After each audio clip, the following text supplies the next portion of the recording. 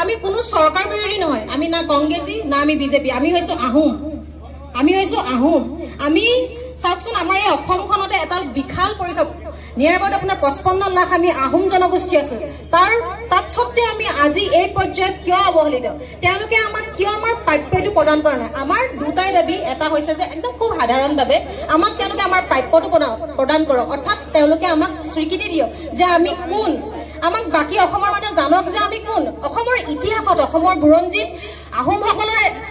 বিষয়ে সোণালী পটত লিখি থোৱা আছে তাত আজিৰ দিনত কি হৈছে আজিৰ দিনত আমি ইমানে অৱহেলিত যে আমি কাক বিশ্বাস কৰিম আমাক কংগ্ৰেছে ইমান অৱহেলিত আমি কংগ্ৰেছে যি কৰিলে কিন্তু আমাৰ এটা আশা যে আমাক কংগ্ৰেছ চৰকাৰৰ ওপৰত যি হৈ গ'ল হ'ল কিন্তু আমাক বিজেপি চৰকাৰে যে অনাগত দিনত আমাক এটা ভাল প্ৰত্যুত্তৰ দিব আমাক জনজাতিকৰণ প্ৰদান কৰিব আমাক স্বায়ত্ব শাসন প্ৰদান কৰিব তাৰ ওপৰত আমি আশাবাদী আৰু অনাগত আগন্তুক 25 নৱেম্বৰ এটা ভাল আমি উত্তৰ পাম বুলি খুব আশাৰে বাট চাই আছো আৰু আজি খুব শান্তিপূৰ্ণভাৱে আজি আমাৰ এই জু সমদলটো আমি আগবঢ়াই নিবলৈ চেষ্টা কৰিম আৰু এইখিনিতে আৰু এটা কথা ক'ব বিচাৰিছো যদি আমাক চৰকাৰে এইবাৰ যদি আমাক স্বায়ত্ব শাসন প্ৰদান নকৰে আমাক জনজাতিকৰণ প্ৰদান নকৰে তেন্তে কিন্তু আমি অনাগত দিনত ইয়াতকৈ জংগী আন্দোলন কৰিবলৈ বাধ্য হ'ম আৰু এটা কথা চৰকাৰক ইয়াৰ জৰিয়তে জনাইছো যে নো ইষ্টি নো ভোট আমি আহোম হৈ ইমান এটা বিশাল পৰিসৰ হৈ কিয় আমি পিছ পৰি ৰম আমাক আমাৰ বিশেষ একো নালাগে আমাক মাত্ৰ আমাৰ অধিকাৰটো লাগে মানে আমাক আমাৰ চিনাকিটো লাগে যে আমি আহোম আৰু আমি এটা ৰাজকীয় পদত থকা জনজাতি হৈ আমি কিয় মানে কোনোবা বহিৰাগতৰ নিচিনাকৈ আমি থাকিব লাগে তেওঁলোকে জাষ্ট আমাক আমাৰ অধিকাৰটো প্ৰদান কৰিলে হ'ল তেওঁলোকে তেওঁলোকৰ কাম কৰক তেওঁলোকে আমাক আমাৰ স্বীকৃতি প্ৰদান কৰক আমি তেওঁলোকক প্ৰত্যেকটো যাতে সহযোগ কৰিম আৰু অনাগত দিনত যাতে তেওঁলোকে আমাক সহযোগ কৰিব আৰু অনাগত 25 নৱেম্বৰত যাতে আমি এটা খুব এটা ভাল এটা ৰিজাল্ট পাওঁ এটা প্ৰত্যুত্তৰ পাওঁ আমি খুব আশাবাদী আৰু আমি আৰু হাতৰ নিবিচাৰোঁ আমি আৰু ৰাজনীতিৰ মেৰপাকত সোমাব নিবিচাৰোঁ আৰু টাইপাৰ হৈ মানে সমগ্ৰ অসমবাসীৰ হৈ সমগ্ৰ আমাৰ আহোম সম্প্ৰদায়ৰ হৈ আমি চৰকাৰক এটাই অনুৰোধ যে আপোনালোকে অনুগ্ৰহ কৰি আপোনালোকে আমাক আমাৰ অধিকাৰ প্ৰদান কৰক আমাক আমাৰ চিনাকিটো দিয়ক আৰু যদি নিদিয়ে নো ইষ্টি নো ভোট ধন্যবাদ টাইপা পেয়ংলে আমি ধন্যবাদ জ্ঞাপন কৰিছো ইয়াৰ পিছত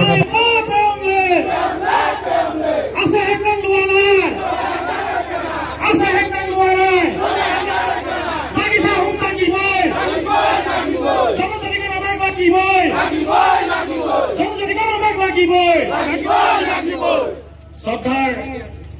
সংগ্ৰামী জ্ঞাতিসকল আজি এই সংগ্ৰামী কাৰ্যসূচীত উপস্থিত থকা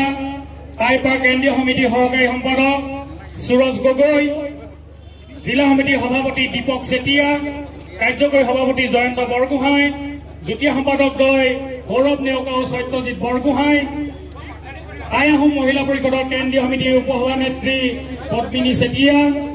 জিলা সমিতিৰ সভানেত্ৰী বিজয়া চেতিয়া কেন্দ্ৰীয় সমিতিৰ যুটীয়া সম্পাদিকা হিমাদ্ৰী বুঢ়াগোহাঁই জিলা সমিতিৰ কাৰ্যকৰী সভানেত্ৰী মণি মোহনকে প্ৰমুখ্য কৰি টাইপা আৰু মহিলা পৰিষদৰ আমাৰ সংগ্ৰামী সতীৰ্থসকল আৰু আজি অংশগ্ৰহণকাৰী ৰাইজ জয় জয়তে সকলোকে আমি সংগ্ৰামী আৰু বিপ্লৱী অভিনন্দন জ্ঞাপন কৰিছো আৰু আমি আজি এই সংগ্ৰামৰ কাৰ্যসূচীত সকলো সমবেত হোৱাৰ বাবে সকলোকে মই আন্তৰিক ধন্যবাদ জ্ঞাপন কৰিব বিচাৰিছো আজি আপোনালোকে জানে যে টাই আহোম জনগোষ্ঠীয়ে আজি দীৰ্ঘদিন ধৰি যোৱা 3টা দশক ধৰি জনজাতিকৰণৰ দাবী জনাই আহিছে কিন্তু আমি দেখিছো প্ৰত্যেকখন চৰকাৰে কোনো এখন চৰকাৰে আমাৰ জনজাতিকৰণৰ ব্যৱস্থা কিন্তু গ্ৰহণ নকৰিলে আমি দেখিলো যে এই টাই আহোমকে ধৰি 6 জনগোষ্ঠীক যি জনজাতিকৰণ কৰিব লাগিছিল সেই জনজাতিকৰণৰ যিটো প্ৰতিশ্ৰুতি এই প্ৰতিশ্ৰুতি কিন্তু তেখেতসকলে পূৰণ নকৰিলে আপোনালোকে জানে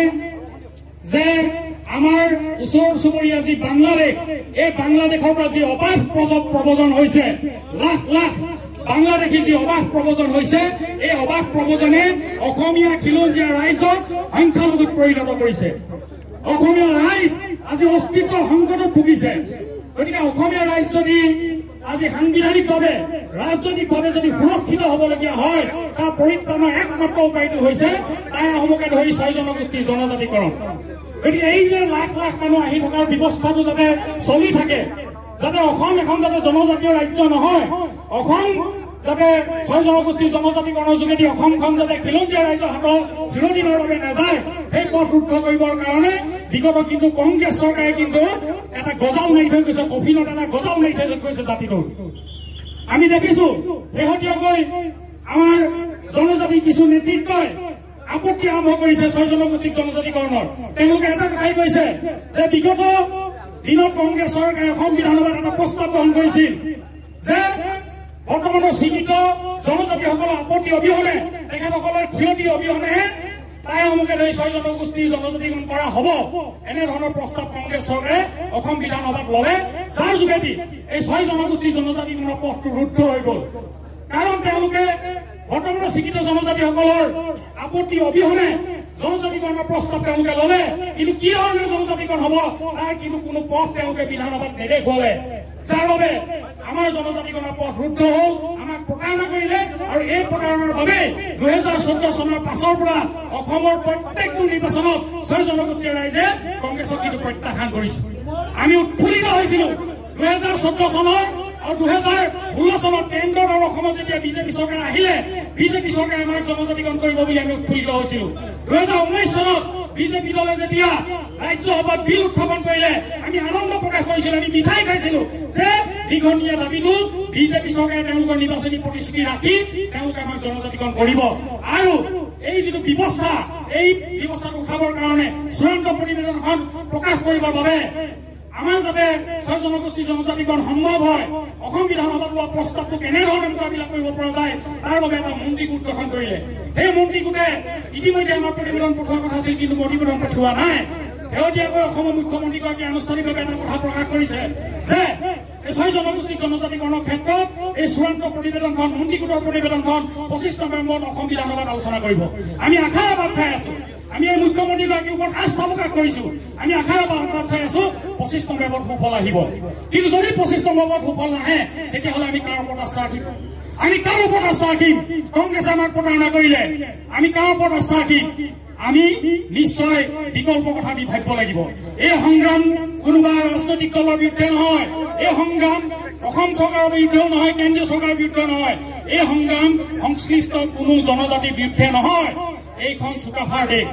এইখন শংকৰ মাধৱৰ দেশ, এইখন অসমত গৰীয়া, মৰীয়া, আহোম, মটক, মৰাণ, চুতীয়া, কোচ, চাহ জনগোষ্ঠী, আদিবাসী, কলিতা, বামুণ, গোসাঁই, ৰাভা, তিৱা সকলো জাতি জনগোষ্ঠী যাতে সুৰক্ষিত হৈ থাকে, এই যে বাংলাদেশী আগ্ৰাসনৰ পৰা যাতে অসমীয়া জাতিটো সুৰক্ষা লাভ কৰে, তাৰ বাবে আমি জনজাতিকৰণৰ দাবী জনাইছো। কেইটামান চাকৰিৰ বাবে আমি দাবী জনোৱা নাই, আমি বৰ্তমানৰ খিলঞ্জীয়া জনজাতিসকলক ক্ষতি কৰিব বিচৰা নাই। সেইবাবে আমি চৰকাৰক আহ্বান জনাইছো, আমাক জনজাতিকৰণ কৰক, অসমীয়া খিলঞ্জীয়া ৰাইজক সুৰক্ষিত কৰক। বিজেপি দলে সদায় কৈ থাকে যে বাংলাদেশী মিয়াৰ পৰা অসমখন উদ্ধাৰ কৰিব লাগিব, বাংলাদেশী মিয়াই অসমখনক আগ্ৰাসন চলাইছে, গতিকে আগ্ৰাসনৰ পৰা মুক্ত পোৱাৰ পৰিত্ৰাণৰ এটাই সাংবিধানিক উপায় 6 জনগোষ্ঠী জনজাতিকৰণ। 6 জনগোষ্ঠী জনজাতিকৰণ হলে এই অসমখন জনজাতীয় ৰাজ্যলৈ পৰিগণিত হ'ব আৰু অসম বিধানসভাৰ 80% চিট অসমীয়া খিলঞ্জীয়া ৰাইজৰ বাবে সুৰক্ষিত হ'ব। তাৰ বাবে এই চিট কেইটা সদায় সংৰক্ষণৰ ব্যৱস্থা সংবিধানে দিব আৰু অসমীয়া ৰাইজ ৰাজনৈতিকভাৱে ইয়াত সুৰক্ষিত হ'ব। সেইবাবে আমি জনজাতিকৰণ বিচাৰিছো। গতিকে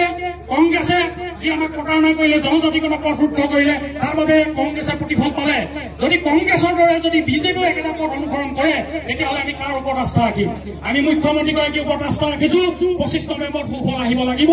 আৰু এই সুফলৰ বাবে আমি আগ্ৰহে অপেক্ষা কৰি আজি আমাৰ ডিব্ৰুগড়ত আজি আমাৰ কাৰ্যসূচী হৈছে, শিৱসাগৰত কাৰ্যসূচী আজি আছে, সোণাৰীত কাৰ্যসূচী হৈছে, অহা কাইলৈ 6খন জিলাত হ'ব, অহা পৰহিলৈ অন্যান্য 6খন জিলাত হ'ব। আমি তাই আহোমে এটা কথাই কৈছো, এইখন চুকাফাৰ দেশ ৰাখিব লাগিব। আমাৰ জনজাতিসকল, আমাৰ জাতিসকল, সকলো জাতি ভাই সুৰক্ষিত হ'ব লাগিব। মই দীঘলীয়া নকৰো, আজি এই কাৰ্যসূচীত অংশগ্ৰহণ কৰাৰ বাবে মই সকলোকে ধন্যবাদ জ্ঞাপন কৰিছো আৰু দলমুখ চাৰিলৈকে গৈ আমি এটা বাৰ্তা দিল্লী দিছপুৰলৈ দিব বিচাৰিছো। সকলো ৰাইজক আমি আগবাঢ়িবলৈ অনুৰোধ জনাইছো।